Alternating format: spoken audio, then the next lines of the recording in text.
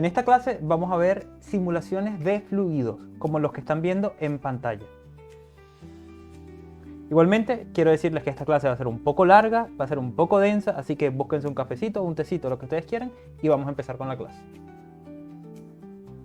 Lo primero que necesitamos saber es que la simulación de fluidos está comprendida por dos elementos principales. Y aquí los vamos a ver. Tenemos este externo, bueno, vamos a quedarnos en este caso con esta animación que está aquí, que vendría siendo, que vendría siendo esta. Que de hecho, si la vemos aquí, podemos ver cada una de las partículas internas que generan el fluido. ¿Y cuáles son esos dos elementos principales? Uno es el dominio, que lo podemos ver aquí, y otro es el flow o fluido. Uno va a actuar como el objeto a partir del cual se va a emitir ese fluido, y el otro va a actuar como el fluido dentro de un espacio limitado, como va a ser todo este cuadrado. Por eso cuando nosotros le damos play, este cuadrado que ustedes dejan de ver pasa a ser todo el espacio en donde se va a ejecutar esa animación de fluido. Y este cubo es lo que se va a transformar en el fluido. Ahora sí, vamos a empezar a hacer animaciones de fluido. Y se hace muy sencillo al principio. Para empezar a hacerlo es muy sencillo. Simplemente, no tenemos nada ahorita en nuestra escena, vamos a darle a F3 y vamos a poner aquí Quick. Y aquí vamos a tener 4 tipos de Quick Animation, es decir, animaciones rápidas ya preparadas. Y vamos a ponernos con Quick Liquid, o que sería la animación del fluido. Para eso tenemos que crear un cubo. En este caso voy a crear un cubo, lo pueden hacer como ustedes quieran. Y le voy a dar, teniendo seleccionado ese cubo, Quick Liquid. Y aquí, simplemente dándole play, ya tendríamos nuestra animación de fluido más sencillita con los dos elementos principales, el dominio y el fluido. Lo primero que tenemos que hacer para empezar a entender la animación del fluido, la simulación de fluido, es entender sus parámetros. Entonces vamos a seleccionar cualquiera de los dos elementos de la simulación. Vamos a ir a esta pestañita que está aquí, que es la pestañita de fluidos, el botón de fluidos en las propiedades, y podemos ver que ambos tienen propiedades ahí. En este caso, este tiene una propiedad de fluido flow, y en este caso, este tiene una propiedad de fluido dominio. Y vamos a empezar por el flow. Lo primero que podemos ver en la simulación de fluido, en las propiedades del fluido, es el tipo, que puede ser flow, dominio, effector o ninguno. En este caso nos vamos a quedar con la animación de fluido básica que viene por defecto. El flow, ¿qué significa? Es el emisor de ese fluido. Por así decirlo, es de dónde va a salir el fluido. Tanto puede ser un fluido estático como este, es decir, que no se está produciendo más fluido, es un fluido que cae y rebota y listo, como pueden ser fluidos que están en constante emisión, como si abriésemos el grifo del agua, que sale constantemente agua. Ya vamos a ver eso. Ese es el primero, el tipo que vamos a ver. Y luego, en el caso del flow, del tipo flow, tenemos otras propiedades, otras configuraciones. Lo primero es el tipo de flow, el tipo de líquido. Y podemos poner aquí liquid, o podemos poner smoke o fire más smoke. En este caso, nos vamos a quedar con líquido porque es lo que vamos a ver en esta clase. Luego tenemos el flow behavior o el comportamiento de ese fluido. En este caso tenemos geometry, es decir, que la propia geometría que nosotros teníamos se va a convertir en el fluido. Pero luego tenemos el inflow, que es lo que les estaba diciendo, que es ya no se va a convertir solo la geometría, sino que va a ser como si fuese un grifo abierto. Va a estar constantemente emitiendo fluido. Y luego tenemos outflow, que en este caso lo que hace el outflow es lo contrario del inflow. En vez de producir fluido, va a consumir o a eliminar fluido. Vamos a poner el ejemplo de aquí, poner un inflow. Vamos a agrandar el fluido y vamos a ir por acá, perfecto. Y aquí voy a copiar y voy a poner este objeto aquí, y a este otro objeto le voy a poner outflow y le voy a dar play. Y como pueden ver, cuando llega a este punto, está empezando a consumir parte del fluido. Ya no se está llenando el fluido, sino que se está yendo hacia este punto. El outflow vendría siendo así como una rejilla o como un desagüe por donde se va el líquido. el siguiente parámetro del fluido en el tipo flow que vamos a ver es el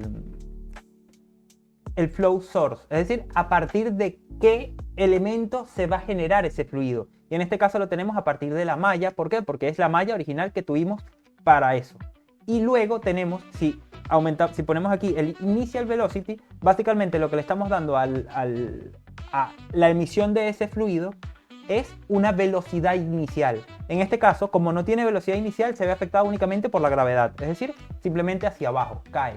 Pero si yo quiero, por ejemplo, que el fluido salga en esta dirección, tengo que darle una velocidad inicial, por ejemplo, en el eje X positiva, si lo vamos a poner eje X2, y en el eje Z positiva igualmente. Así que voy a poner aquí 4. ¿Por qué pongo 4 en Z? Porque la velocidad vertical tiene que contrarrestar la aceleración de la gravedad.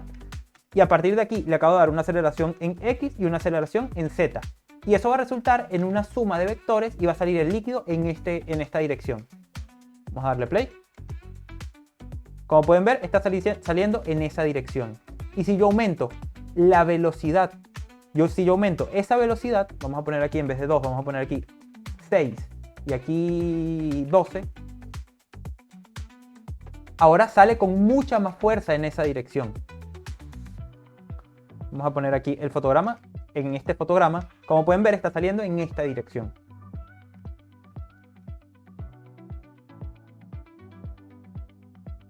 Y ahora vamos a complicarnos un poco más porque ahora vamos a pasar a las propiedades del dominio. Y como pueden ver, lo primero que vamos a apreciar es que si nosotros le damos clic al propio líquido, el propio líquido es el que tiene la propiedad de dominio. La propiedad de flow la tiene el objeto desde el cual se va a emitir ese fluido o el que se va a convertir en el fluido. Pero luego el fluido en sí es el que tiene la propiedad de dominio, que si nos vamos al fotograma 0, el dominio vendría siendo esta caja externa completa, que si vamos al fotograma 1 se convierte en el propio fluido, pero originalmente es la caja externa. ¿Por qué es una caja externa? Porque es el espacio que va a delimitar dónde se va a ejecutar ese fluido. De hecho, pueden ver que hasta aquí llega el fluido y si le doy a play, justamente hasta ese punto es que va a colisionar el fluido. Claro, con un pequeñito gap, que ese gap lo podemos modificar e interactuar. Y vamos a ver entonces las propiedades del dominio, que aquí es donde realmente vamos a afectar el comportamiento de la simulación. Lo primero que vamos a ver es que en los primeros settings del dominio vemos el tipo de dominio que va a ser, que puede ser líquido o gaseoso. Que en este caso no podemos ver el gaseoso porque tendríamos que darle otro tipo de propiedades. Pero por ahora nos vamos a quedar en el líquido, que es en el que vamos a trabajar desde el principio. Y aquí vamos a ver muchas propiedades. Vuelvo con las consideraciones que he dicho antes. Como pueden ver aquí, la simulación de fluidos tiene una gran cantidad de parámetros, configuraciones. Y como no va a ser un curso especializado en simulación de fluidos o en animación, vamos a ver los que interesan para el curso y los que conozco yo para poder explicar. Porque repito, yo no soy un animador ni me especializo en simulación. Antes de seguir con la explicación de los settings y de los parámetros, quiero dejar claro lo mismo que dejé claro en la simulación de telas. Esta simulación ocupa mucha memoria y mucha capacidad de procesamiento de la computadora. Muchísima. De hecho, la simulación de fluidos tiende a utilizar mucho más que la simulación de telas. Porque como pueden ver, si yo le doy al modo wireframe, este fluido se está convirtiendo en una malla sumamente compleja y sumamente pesada. Eso lo vamos a poder configurar con los parámetros, pero que tengan en cuenta que es muy pesado. Y habiendo dicho eso, vamos a ver el primer parámetro, que es, después del tipo de dominio, la resolución y el time scale. ¿Qué significa esto? La resolución es la calidad que va a tener esta animación. En este caso, si le pongo una resolución, por ejemplo, de 16, como pueden ver, la animación tiene mucha menos calidad. Y si nos vamos al modo wireframe, la malla que se está formando a partir del fluido es más gruesa, más tosca, con caras más grandes. Si aumento la resolución, por ejemplo, a 32, tengo que recalcular la animación, ahora sí se ve un poquito mejor. pero conforme vaya aumentando la resolución, va a mejorar la calidad a costa de muchísima capacidad de procesamiento de tu computadora. El aumento de la capacidad de procesamiento de la computadora con respecto al aumento de la resolución es exponencial. Es decir, si yo pongo 64 aquí, que es el doble de 32, no significa que mi computadora va a requerir el doble de capacidad, sino que va a requerir muchísimo más que el doble. De hecho, le voy a dar a play para que vean cómo mi computadora se pone lenta. Pareciera que la animación se ve en cámara lenta, pero no es que está en cámara lenta, es que se está ejecutando muy lentamente porque requiere mucha capacidad de procesamiento. Y el siguiente parámetro es Time Scale. Voy a dejarlo aquí en 32, que es donde se está reproduciendo bastante bien. Y el Time Scale es la velocidad de la animación, tan simple como eso. Si lo pongo en 1, se ve así, y de hecho voy a copiar todo esto para acá, para poner este otro en 3, por ejemplo, para ver la diferencia. Ok. Lo cambié en los dos sin querer o no.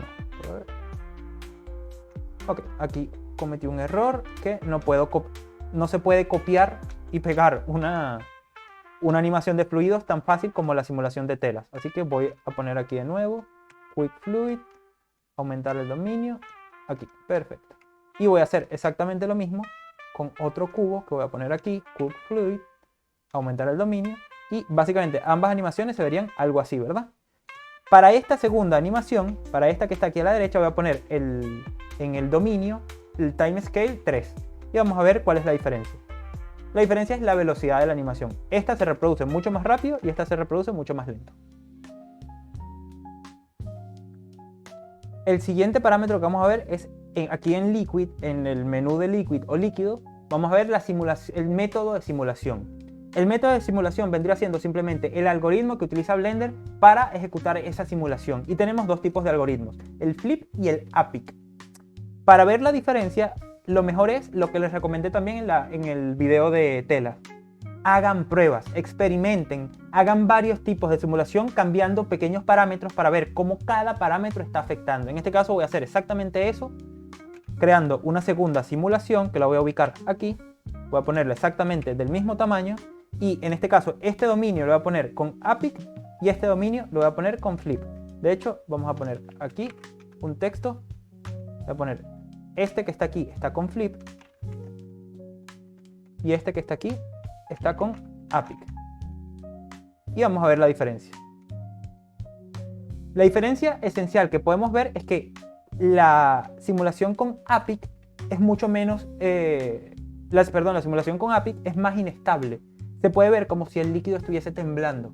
En cambio, la simulación con Flip es mucho más estable en ese sentido.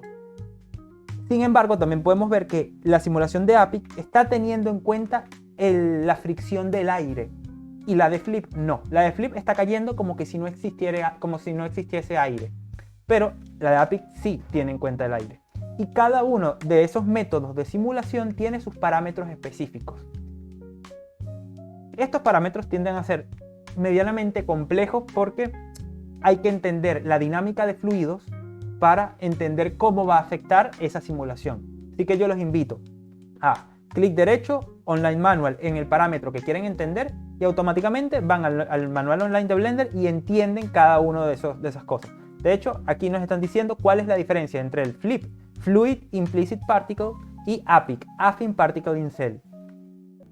Si quieren profundizar sobre cada uno de esos parámetros, los invito al manual de Blender. El siguiente parámetro que ya hemos visto, pero vamos a recordar en este caso orientado a la simulación de fluidos, es el caché. Aquí, en el caché, podemos guardar la memoria de esta animación, de la animación que estamos ejecutando, en alguna parte de nuestra computadora y tenerla guardada así en nuestra computadora en caso de que esa animación específica nos haya gustado como quedó. Y así no tener que recalcularla de nuevo, sino que simplemente la buscamos en nuestra computadora y listo. Y lo mismo, tenemos el frame start, el último frame, que tenemos que ajustarlo a la de nuestra computadora. Viene por defecto en 250, pero yo digo que siempre es bueno ajustarlo a la de nuestra computadora. Y otros tipos de parámetros orientados al caché de la animación de fluidos.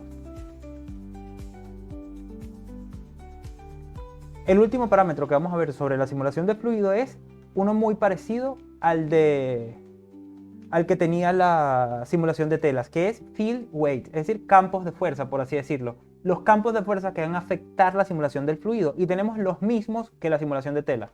La gravedad, la fuerza, vortex, y en este caso acabo de crear un campo de fuerza de viento, como el que hicimos en la simulación de telas, para ver cómo afecta. En este caso voy a ponerlo aquí, aquí tengo la de viento y está al 100%. Le voy a dar a play. Como pueden ver, se está ejerciendo una fuerza en la misma dirección del viento, inclusive pegando el fluido hacia la derecha. Y si yo, por ejemplo, en el APIC, voy a bajar al 50% la simulación, la forma en que el viento afecta a la simulación, vamos a ver cómo se repite, ya no se ve tan afectado por el viento que está soplando en esa dirección.